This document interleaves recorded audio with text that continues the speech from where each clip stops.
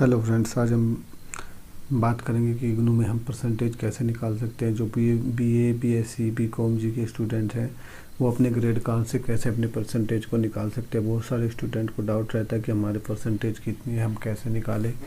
तो ये हमने एक ग्रेड कार्ड लिया हुआ है, इसमें हम बताएंगे कि किस तरीके से आप परसेंटेज अपने निकाल सकते हैं। आप देख रहे हो कि जैसे कि एक तरफ दिखाए गए हैं असाइनमेंट के मार्क, पूरे 13 कोड हैं। बीए का ये बीए है ये, तो 13 पेपर हुए हैं, उसके असाइनमेंट के मार्क्स पूरे अपडेटेड हैं।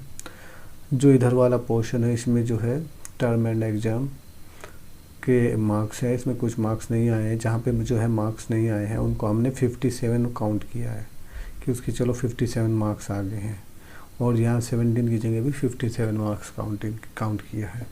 तो उस तरीके से हम आपको बताएंगे कैसे आप अपनी परसेंटेज का कैलकुलेशन कर सकते हैं। सबसे पहले हम दिखाना चाहेंगे, ये 13 कोड हैं, ये असाइनमेंट के मार्क्स आए हैं उसके। ये है जो है उसके टर्म एंड एग्ज़ाम के, मान लिया आपके मार्क्स आए हुए हैं, आप हिसाब लगा सकते हैं। ठीक है, तो सबसे पहले है जब हमने इनको कंप्लीट किया तो ये हो गए, मैंने इसके अंदर फार्मूला लगाया हुआ है, 995 मार्क्स उसके असाइनमेंट्स के हुए, और 732 मार्क्स जो है उसके अपने मेन एग्ज़ाम के हुए। तो ये 100 में से हैं असाइनमेंट के मार्क्स भी, और ये भी 100 में से हैं।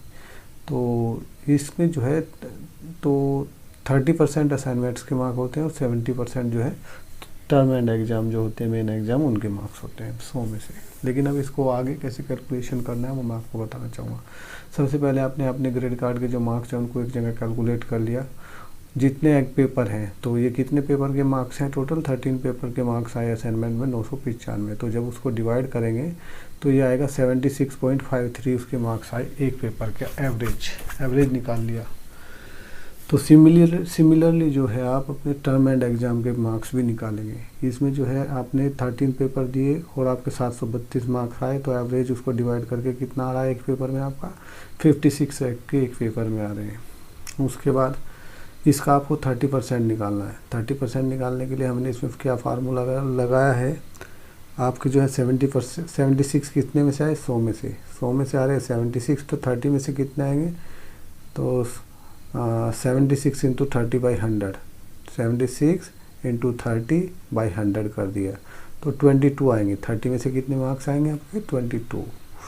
और सेम इसमें अगर 56 आ रहे हैं, 100 में से 56 आ रहे हैं, तो 70 में से कितने आएंगे, तो ये हो जाएगा जो यहाँ पे आया आपका एवरेज 56 गुना 70/100, तो ये आएगा 39.41। तो यानी कि अगर 70 का पेपर होता तो आपके 39 मार्क्स आते हैं, और ये 30 का अगर आपका असाइनमेंट होता तो 22 मार्क्स आते। अब दोनों का जोड़ कितना हुआ, इसको हमने क्या प्लस साइन करके टोटल परसेंटेज निकाली इसकी 62.37। ठीक है, सेम हम एक आप मार्कशीट आपको दिखाएंगे, उसमें किस तरीके से आपको मार्क्स आएंगे वो देख सकते हो। ये आपके असाइनमेंट के मार्क्स हैं।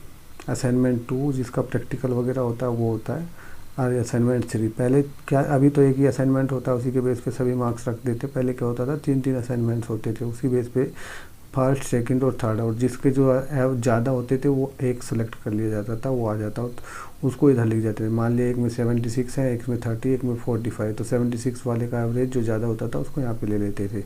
अभी क्या है, सिर्फ एक ही असाइनमेंट है, तो जो यहाँ वाला है वही सीधा यहाँ पे आ जाता है, असाइनमेंट का ACEM एवरेज उसका। ठीक है, तो उसका फिर ग्रेड यहाँ पे लिख दिया।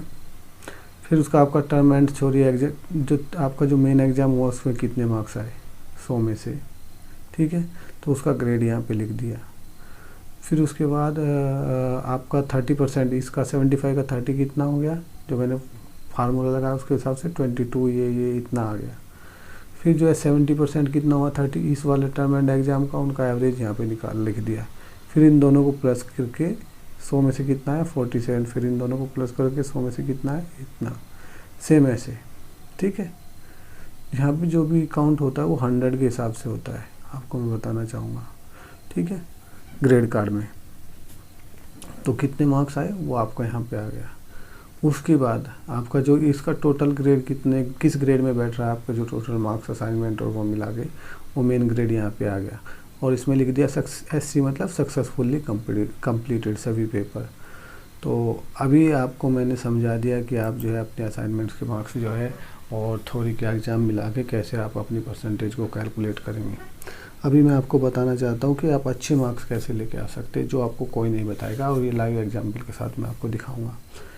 सबसे पहली बात, आपको जो है अपने असाइनमेंट्स के मार्क्स जो है अच्छे लाने पड़ेंगे। वो असाइनमेंट के मार्क्स आपके हाथ में है, ये नहीं कि आपने टोटल पूरा कर दिया, आप 0 टाइम है, 5 7 10 दिन रह गए यार, 5 असाइनमेंट बनाने हैं, 5 पेज लगाए और जमा कर दिया, तो आपके मार्क्स आएंगे पासिंग मार्क्स। जैसे इसमें तो काफ़ी अच्छे मार्क्स भी हैं, तो जैसे मैं आपको दिखाता हूँ, ये 48 नंबर रख दिए, इस तरीके से फिर आपके मार्क्स जो है कम रख देंगे।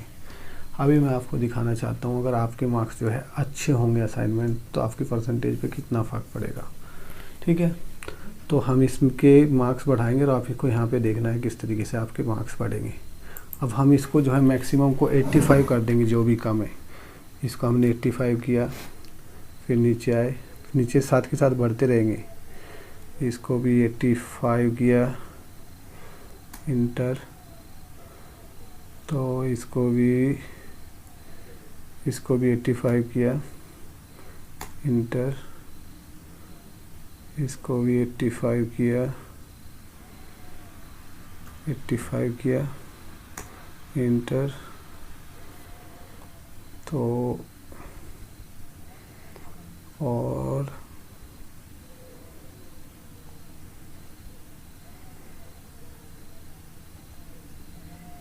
इसको भी 85 किया,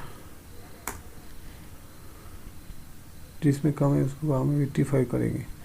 हो गया, तो यहाँ हो गया 1098। पहले आपका कितना था 995, इसको हम कर देंगे 1098। जैसे ही मैं इंटर मारूंगा, परसेंटेज आपके 64 65 आ गए 62 की बजाय। ठीक है, सिमिलरली अगर आपका थोड़ा सा इसमें मेहनत करेंगे, जो 43 है उसको 50 से ऊपर लेके चले जाओ, कैसे भी करके 55 तक लेके चले जाओ। 55,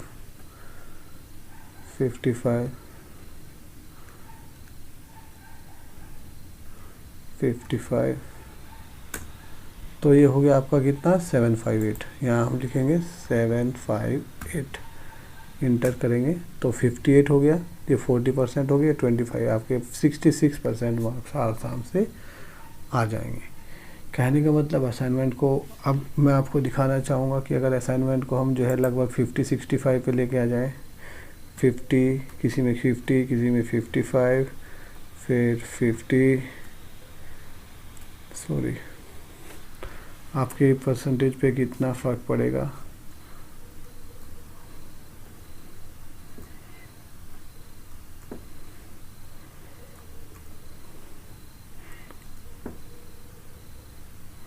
अभी आप देख लेना आपके परसेंटेज पे कितना पड़ेगा। अगर आप 5 पेपर पकड़ा दोगे कि मैंने असाइनमेंट जमा कर दिए, और आपके मार्क्स जो है फेल भी कर रहे हैं आजकल कई स्टूडेंट का, मैंने सुना कि मेरे मार्क्स बहुत कम आए, तो आप देखो आपके मार्क्स हो गए मान लिया 675, तो हम यहाँ लिखेंगे 675 मारते इंटर, आपकी परसेंटेज 25 में से कम हो जाएगी, आपकी 15% हो गया इसमें, और तो आपके 56 आ गया असाइनमेंट में। इसमें भी अच्छे नंबर आने के बाद भी, तो इसमें भी हम किसी में 45 46 करते हैं, 45 बीच में 1-2 में, इसमें 50 कर देता हूँ, 45 50 रखते हैं, इसमें 50 कर देता हूँ, 50 तक तो आती है, इसमें भी 50 के आसपास कर देता हूँ। ठीक है, इसमें 55 कर देता हूँ, और इसमें 50 कर देता हूँ। फिर भी देखो एवरेज नंबर आया है, तो यहाँ 691 करेंगे, तो 691 इंटर, तो आपके तो परसेंटेज 52 पे आ गई।